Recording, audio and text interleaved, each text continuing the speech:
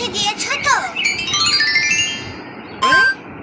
এ দিদি শোন, ঠিক বলেছিস, চল তাড়াতাড়ি রান্নাঘরে যাই। এ দিদি ক চামচ দিয়েছিস? এই তো 2 চামচ দিয়েছি। 2 চামচ আর কি হয়, আরো 4 চামচ দি, তাহলে মা আরো বেশি এনার্জি পাবে। হ্যাঁ তুই ঠিক বলেছিস, দাঁড়া। এ দিদি এটা কিন্তু আমি দেবো মাকে। না, এটা আমি বানালাম, আমিই দেবো মাকে। ও, আমি যে বুদ্ধিটা দিলাম আমিই দেবো। আর তুই ঝামেলা পাকাস না তো, চল আমরা দুজন মিলেই দিই। ঠিক করে ঘর পড়ে যাচ্ছে তো। তুই তো সব ফেলে দিচ্ছিস।